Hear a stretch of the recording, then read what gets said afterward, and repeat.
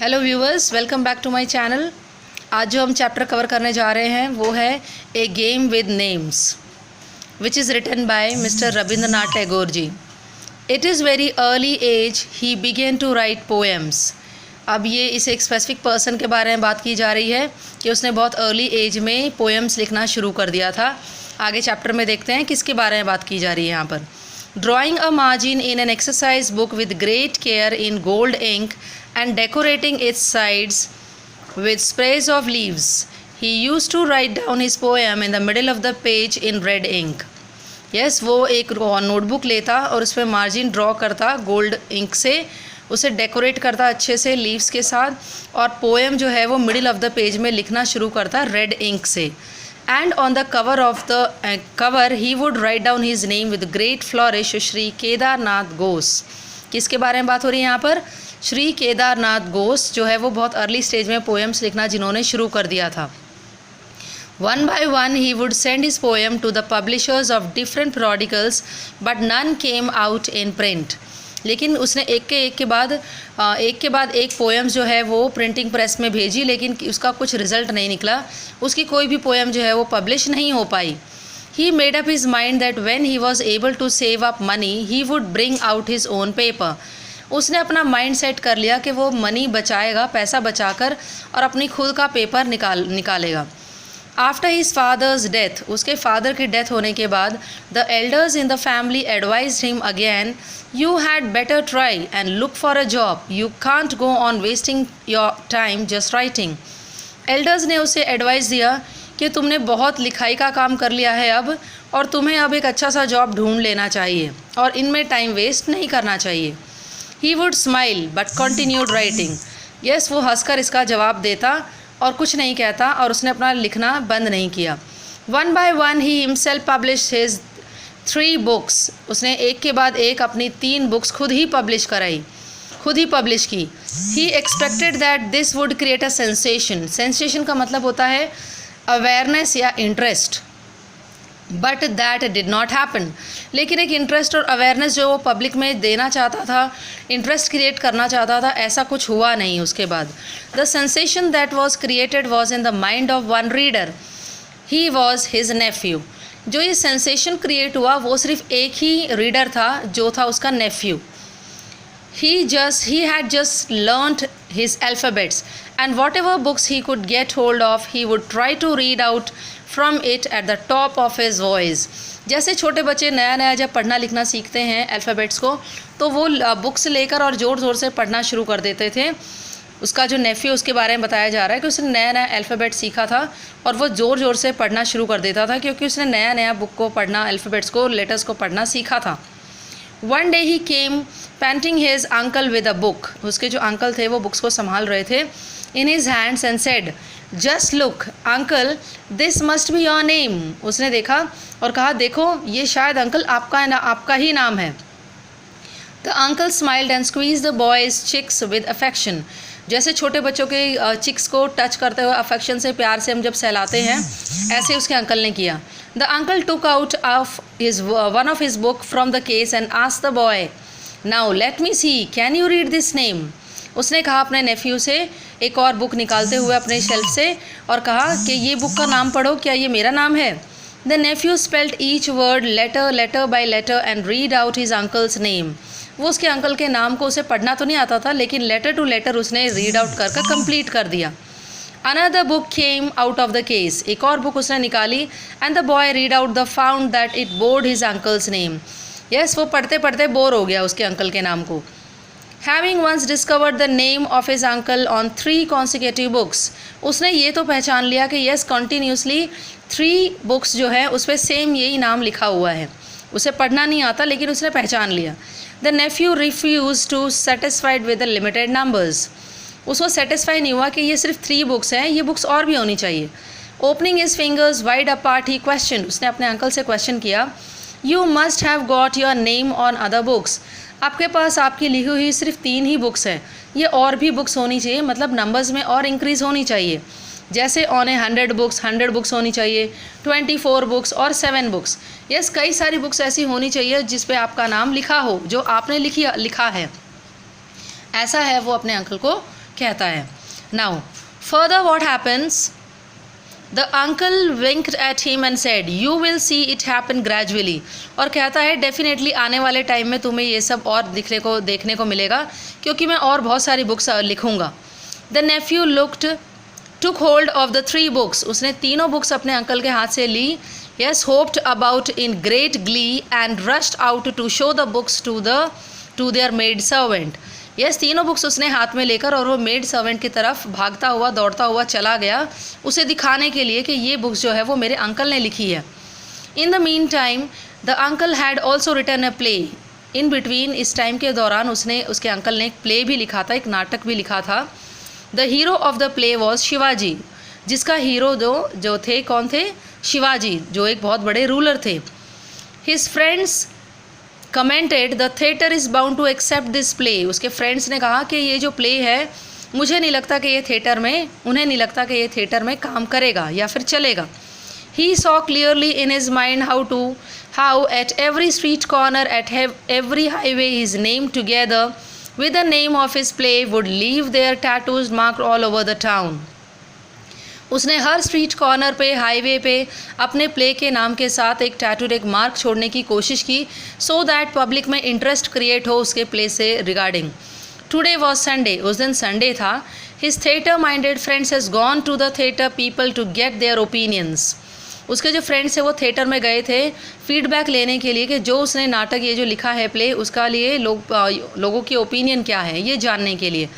That is why he was waiting for them in all eagerness. बहुत ही बेसब्री से और एंशियसली वो वेट कर रहा था अपने प्ले के रिज़ल्ट के बारे में और उसके फीडबैक जानने के लिए. His little nephew had also a holiday as it was Sunday. जो लिटिल नेफ्यू है उसके लिए भी छुट्टी थी क्योंकि वो संडे का वाला दिन था. Since morning he had invented a game. एक छोटे बच्चे ने एक गेम इन्वेंट किया था. The absent minded uncle had hardly paid any attention towards it. जो एब्सेंट माइंडेड, क्योंकि वो पहले वो डिस्टर्ब था, तो बच्चे ने जो छोटा सा नया गेम जो इन्वेंट किया था वो उसकी तरफ उसका ध्यान बिल्कुल भी नहीं गया. Close to the nephew school there was a printing press. वो नेफ्यू जो छोटा बच्चा था उसके स्कूल के पास एक प्रिंटिंग प्रेस थी. The nephew had manage to sneak the unnoticed and get away with some leaden letters which spelled out his name. वो वहाँ से उसके जो लेटर्स है, लेडन लेटर्स, वो वहाँ से कहीं somehow उसने अरेंज किया. They were not in the same size. Some were small and some were big. जो अल्फ़ाबेट से जब उसे नया पढ़ना लिखना सीखा है तो उसे लिखना भी प्रॉपर ढंग से नहीं आता है. तो कुछ लेटर्स जो है उसने कैप्स में लिखे, कुछ उसने स्मॉल में लिखे, बट किसी तरह उसने वो कंप्लीट कर दिया लिखना. By smearing the leaden letters with ink, he had been busy printing his name on every book. Her book पे वो अपना नाम जो है वो प्रिंट करने की कोशिश कर रहा था. लेटर्स तो प्रॉपर नहीं थे लेकिन फिर भी उसने अपना नाम लिखने की कोशिश की. He could get hold of. The idea was to surprise his uncle.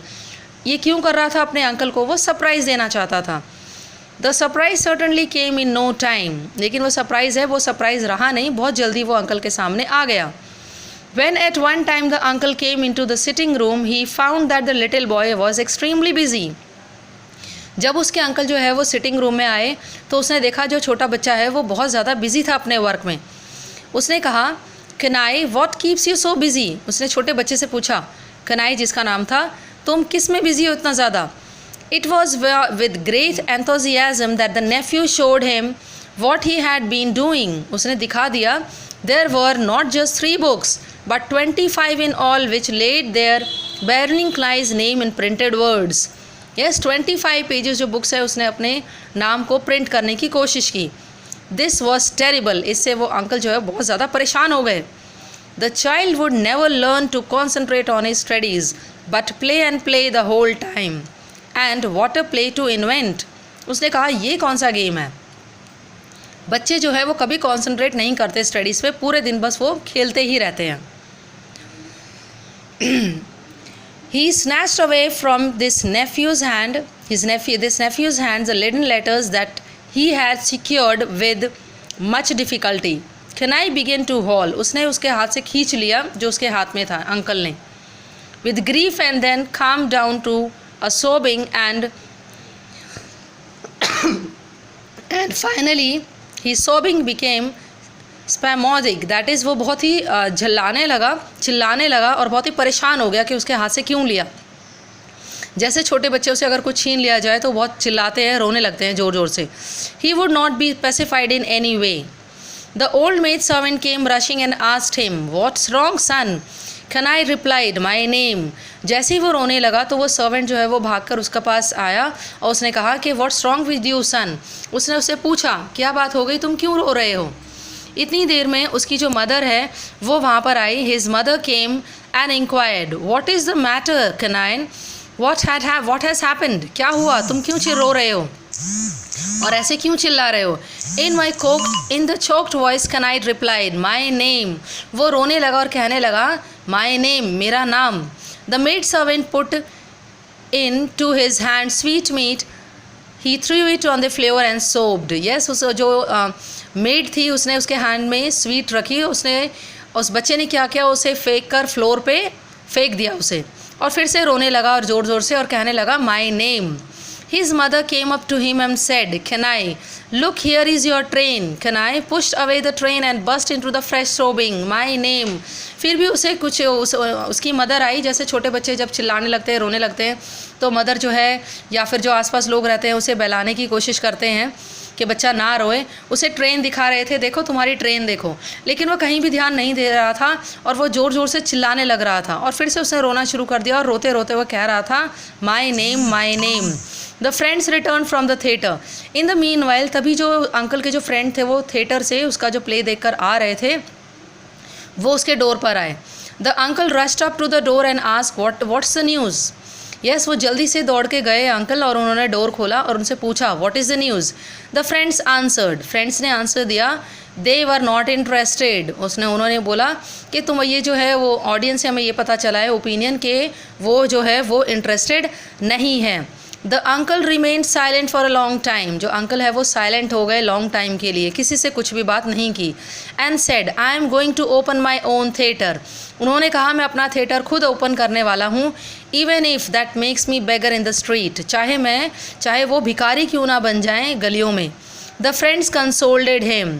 उन्होंने उनको धैर्य सांत्वना दी और कहा said come let us go to watch the football match. उससे ताकि उसका जो मूड है वो ठीक हो जाए, और कहा डोंट वरी, तुम हमारे साथ चलो हम एक फ़ुटबॉल मैच देख कर आते हैं।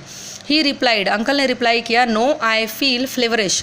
उन्होंने कहा कि मुझे बुखार जैसा महसूस हो रहा है और मैं कहीं भी बाहर नहीं जाना चाहता, क्योंकि वो अपसेट हो गया था। जो जैसा वो फीडबैक चाह रहा था ऐसा कुछ हुआ नहीं। In the evening his mother came and said, उसकी मदर शाम को आई और उसे कहा the food is getting cold, खाना ठंडा हो रहा है। He said he did not feel hungry, उसने कहा उसे भूख नहीं है। Later in the evening his wife came over the end coaxed him to read out from his new writing. उसकी वाइफ आई और कहा कि तुमने जो अपना नया राइटिंग कुछ लिखा है वो मुझे पढ़कर सुनाओ, तुम्हें अच्छा लगेगा और मुझे भी सुनना अच्छा लगेगा। He said I have got a headache. उसने उसे भी मना कर दिया और कहा कि मेरे सिर में दर्द हो रहा है, मैं किसी को कुछ भी नहीं सुनाना चाहता, ना ही किसी से बात करना चाहता हूँ। His Neiphiu came and said, तभी वो छोटा बच्चा जो नेफ्यू था वो आया। उसने अंकल से कहा give me back my name. Yes, उसने कहा कि मेरा जो नाम है वो मुझे वापस दे दो। तभी उसकी बातों से उसे गुस्सा आ गया and uncle without a word slapped him hard in the face.